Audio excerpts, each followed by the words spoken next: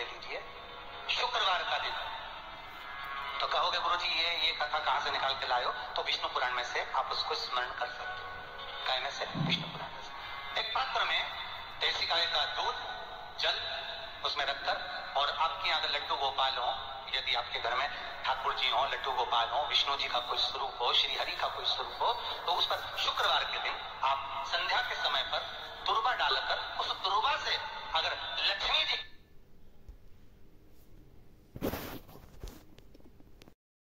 108 बार उच्चारण कर घी का दिया लगाकर कैसर के चावल साथ में रखकर केवल उस जल और दूध का मात्र छींटा देते हो, तो उसके घर में कभी लक्ष्मी की कमी नहीं आ सकती, संपदा बढ़ती चली जाती है। 108 बार लक्ष्मी के नाम का मंत्र उच्चारण कर लेने पर भगवान विष्णु के चरणारविंद पर, भगवान विष्णु के चरणों पर केवल उस दुर्वा का, जल का, दूध का सिंचन कर देने से भी लक्ष्मी की वृद्धि होती है।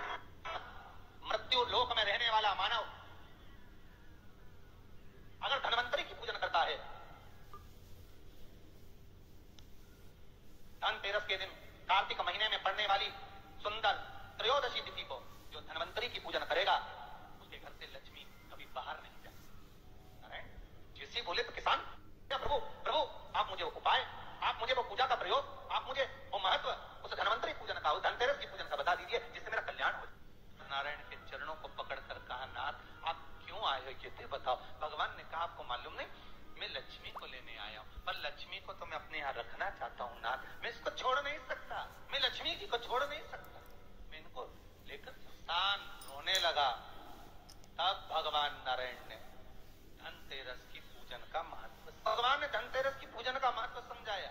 सुनो किसान, मृत्यु लोक में रहने वाला मानव अगर धनवंतरी की पूजन करता है, धनतेरस के दिन कार्तिक महीने में पड़ने वाली सुंदर त्रयोदशी तिथि को जो धन्वंतरी की पूजन करेगा, उसके घर से लक्ष्मी कभी बाहर नहीं जाएगी। नारायण जैसे बोले तो किसान तुरंत प्रसन्न हो गया। प्रभु प्रभु आप मुझे वो उपाय, आप मुझे वो पूजा का प्रयोग, आप मुझे वो महत्व उस धन्वंतरी पूजन का, उस धनतेरस की पूजन का बता दीजिए जिससे मेरा कल्याण हो जाए, जिससे मेरा उद्धार। ये धन्वंतरी मेरा ही एक अंश है, जैसे मेरे पद्म सब धारण करा हुआ हूं, उसी तरह धन्वंतरी का स्वरूप का यदि आप दर्शन करेंगे, आप धन्वंतरी के चित्र का अगर दर्शन करेंगे, तो एक हाथ में उनके भी चक्र है, एक हाथ में उनके शंख है, एक हाथ में उनके औषधि है, एक हाथ में उनके अमृत का कलश है, और भगवान स्वयं नारायण का अंश प्रकट हुआ। बोल धन्वंतरी भगवान की जय। श्री शिवाय नमस्तुभ्यम। हर हर महादेव। पूज्य प्रदीप मिश्रा जी ने धनतेरस के बहुत अच्छे और अचूक उपाय बताए हैं।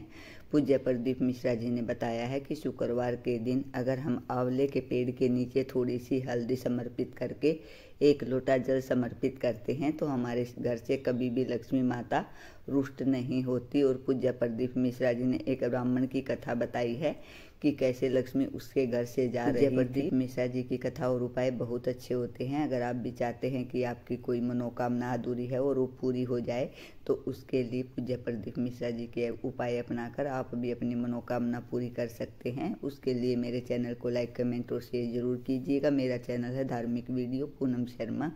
हर हर महादेव, जय शिव शंकर। वीडियो को पूरा देखिए।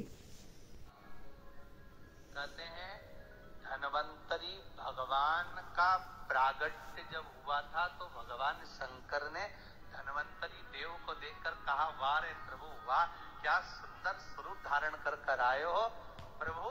जब मेरे लिए विष लेकर आए थे तब एक आनंद दूसरा था, पर आज अमृत लेकर आए उसका आनंद दूसरा है। शिव महापुराण की कथा कहती है, दो तरह की वाणी होती है, एक में अपने क्रोध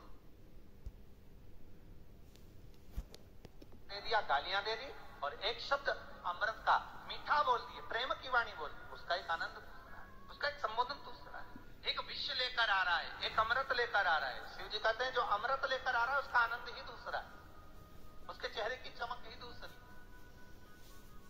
भगवान विष्णु कहते हैं, सुनो किसान, मैं आपको धन्वंतरी पूजन का विधान बता दूं। भगवान कहते हैं, किसान, सुंदर कृष्ण पक्ष की त्रयोदशी को कार्तिक के महीने में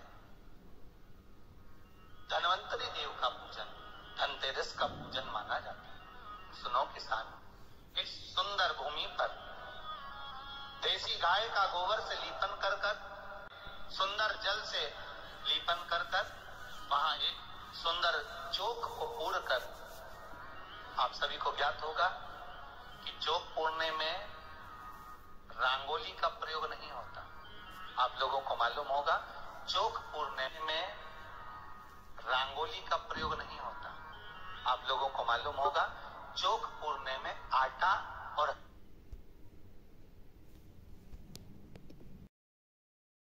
और हल्दी का प्रयोग होता है।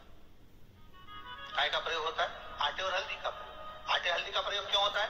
क्योंकि आटा समृद्धि को बढ़ाता है, लक्ष्मी वैभव को बढ़ाने वाली हल्दी होती है। इसलिए जब चौक पूरा जाता है भूमि पर, तो चौक पूरते समय आटा हल्दी का प्रयोग करते हैं। थोड़ा सा चावल का दाना या गेहूं का दाना रख दिया जाता है, उसके ऊपर एक सुंदर चौकी, एक चौरंग, एक पाटा रख दिया जाता